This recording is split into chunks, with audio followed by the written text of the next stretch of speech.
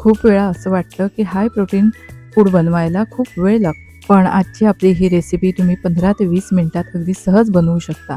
आज आपण बनवणार आहोत खूप हेल्दी, टेस्टी आणि बाहेरून क्रिस्पी असे बीटरूट कटलेट.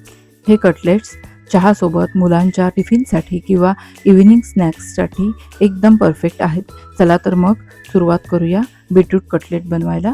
कटलेट बनवण्यासाठी इथे आपण 3 मध्यम आकाराचे बीटरूट स्वच्छ धुवून घेतले आहेत आणि ते अशा पद्धतीने आपण सोलून घेऊया. त्याचप्रमाणे एक मीडियम साईजचा बटाटाही स्वच्छ धुवून घेतला आहे, तोही सोलून घेऊया.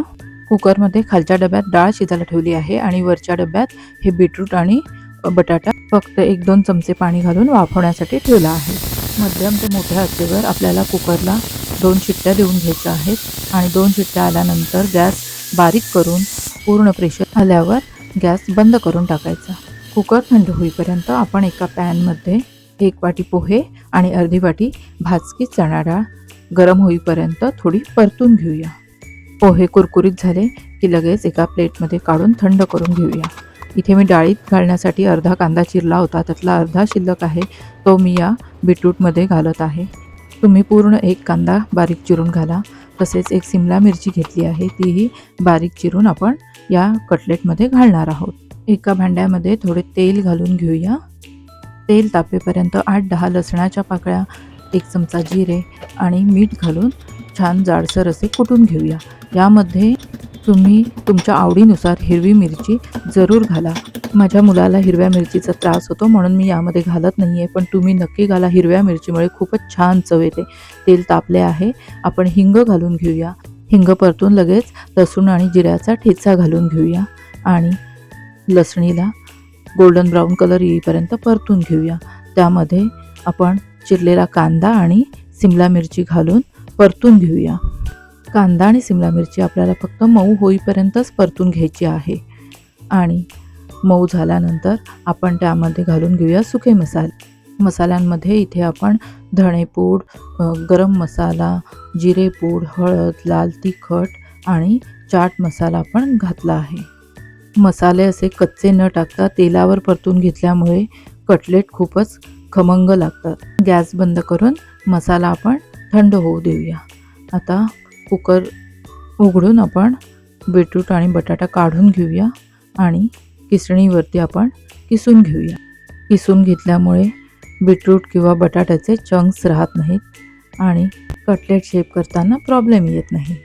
इथे आपले बीटरूट आणि बटाटा किसून झाला आहे. त्यामध्ये बारीक चिरून घेतलेली कोथिंबीर घालूया आणि आपला थंड झालेला मसाला घालून घेऊया. वा, मिश्रण किती छान अगदी कलरफुल दिसत आहे.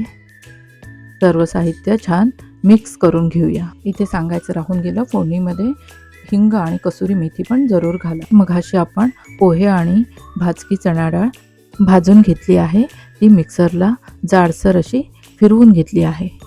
कटलेटच्या बाइंडिंगसाठी हे पोह्याचे रवाळ असे मिश्रण आपण थोडे थोडे करून या कटलेटच्या मिश्रणामध्ये घालून मिक्स करूया. पोह्यामुळे कटलेटला कुरकुरीतपणा तर येतोच आणि रोस्टेड चणा डाळीमुळे कटलेटची चवही खूप छान लागते.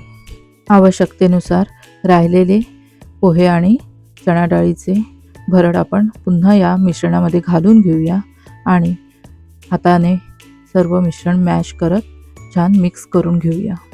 या स्टेजला तुम्ही एकदा मिठाचे प्रमाण टेस्ट करून बघू शकता. मीठ कमी वाटत असेल तर आत्ताच घालून छान मिक्स करून घ्या.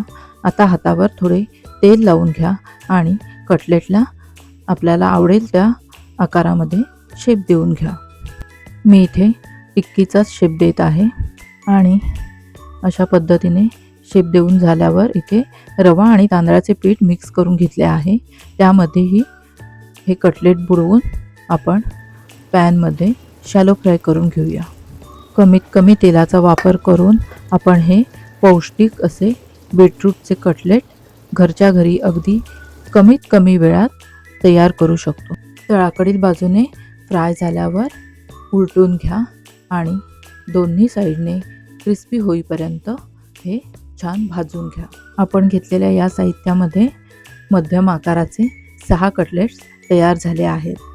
घरातील लहान मुलांपासून ज्येष्ठ नागरिकांपर्यंत सर्वांना हे चटपटीत व खमंग कटलेट खूप आवडतील.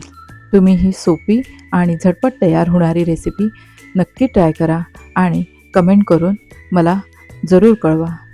कटलेटला आलेल्या क्रॅक्सवरूनच कटलेटवरून किती क्रिस्पी झाले आहेत ते दिसून येत आहे. तुम्ही सॉस, चटणी किंवा दह्याबरोबर हे एन्जॉय करू शकता. चॅनलवर नवीन असाल तर बेल आयकॉन क्लिक करून चॅनलला सबस्क्राईब करायला विसरू नका. तसेच रेसिपी आवडली असेल तर एक लाईक आणि जास्तीत जास्त शेअर करा. आपण वेळात वेळ काढून ही रेसिपी पाहिल्याबद्दल आपल्या सर्वांचे खूप मनापासून धन्यवाद. पुन्हा भेटूया अशाच एका नवीन रेसिपीसह. तोपर्यंत धन्यवाद.